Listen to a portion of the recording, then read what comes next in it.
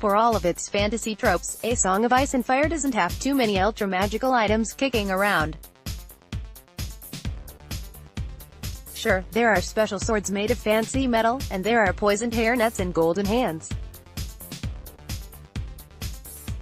There are dragon eggs which eventually hatch into sweet little dragon babies. But there is no one ring that can be hurled into a volcano to stop all the evil nonsense from happening. There's no unbeatable Elder Wand.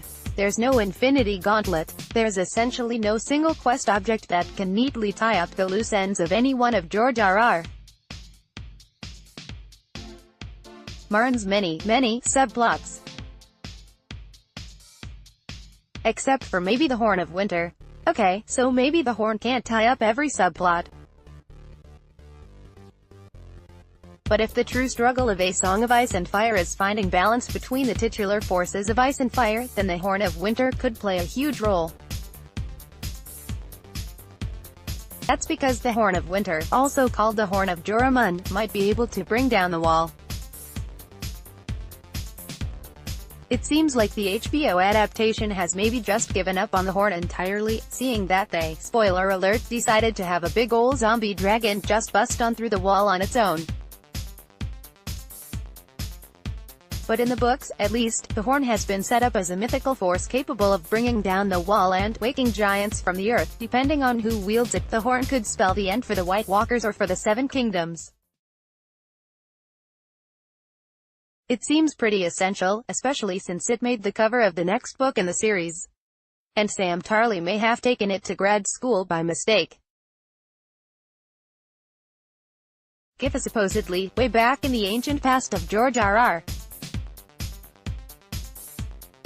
Martin's imagination, the wall was built from ice and magic to keep the White Walkers at bay. By the time our story begins, though, most people have stopped believing in White Walkers, and the wall is treated as a border against the human wildlings who live up north, staffed mostly by bastards and criminals. But we know that there is some legit magic still alive and well in the wall. Sam and Gilly are able to pass through a creepy talking gate in the wall to get back into the Seven Kingdoms, but their friendly zombie buddy Cold Hands is not. It seems like the wall is more than just a physical obstacle, it's full of protective magics and whatnot. Not long after the wall was built, though, a Lord Commander of the Night's Watch went a little off the rails. He married a woman, with skin as white as the moon and eyes like blue stars, who may have been a lady White Walker. Side note, why are all your White Walkers dudes? HBO. Women can't be terrifying ice monsters? Then he declared himself the Night's King, and starting ruling from one of the castles on the wall. Giffy, this is not to be confused with the TV character, the Night King, who seems to just be a super White Walker. According to legend, the Night's King and his icy queen committed terrible atrocities as rulers of the wall. So the reigning Stark King teamed up with Joramun, the king beyond the wall, to take him down. They accomplished this with the help of a handy horn that Joramun had purchased. Blowing it once woke giants from the earth. Blowing it again is supposed to take down the wall itself. Fast forward to when our story takes place, and the wildlings have been searching for this Horn of Winter. Mance Rayder, the current king beyond the wall, claims that he's found it. He and his wildlings just want safe passage to the other side of the wall, where they'll be protected from the White Walkers' army of snow zombies. But if the Night's Watch won't let them through, Mance threatens to blow the horn and take down the wall entirely, leaving everyone in danger. Of course, our good old boys in black capture Mance before he can blow the horn, with the help of Stannis Killjoy, Baratheon. Stannis' girlfriend Melisandre then burns Mance's big, fancy horn, along with Mance himself. So, I guess that's the end of the Horn of Winter. Not quite. Firstly, Melisandre doesn't actually burn mance because our girl Mel always likes to have an extra supply of king's blood on hand. Secondly, our best friend Tormund admits to Jon Snow that the huge, fancy horn was probably not the horn of legend. She burned that fine big horn. A bloody sin, I call it. 1,000 years old, that was. We found it in a giant's grave, and no man of us had ever seen a horn so big.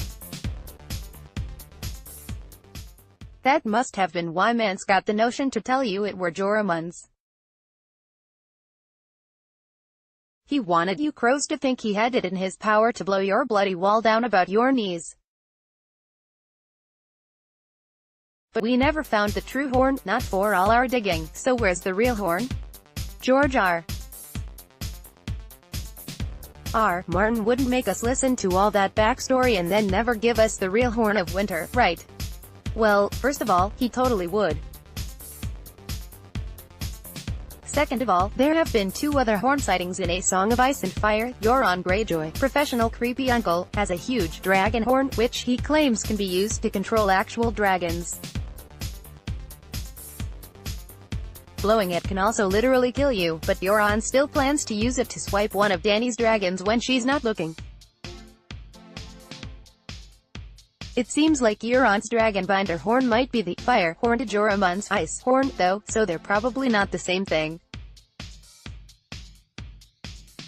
And then there's the old, cracked war horn that Jon's doggy ghost found beyond the wall. It was buried in the snow with a whole mess of dragon glass, which suggests it was used to fight White Walkers back in the day. But the horn is too cracked to make a sound, so Jon gives it to his nerdy friend Sam for safekeeping.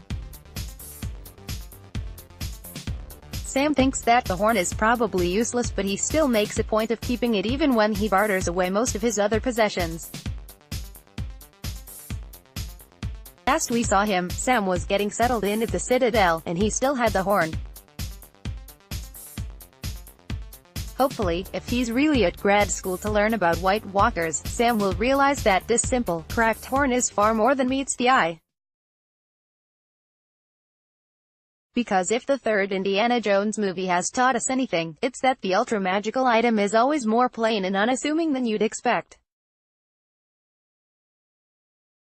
So Sam almost certainly has the true horn of winter.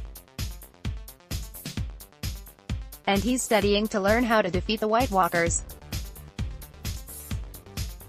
But he's also very, very far from the wall, with a broken horn, in a citadel infested with faceless men. Let's just hope that Sam figures out the power he's holding before it's far too late.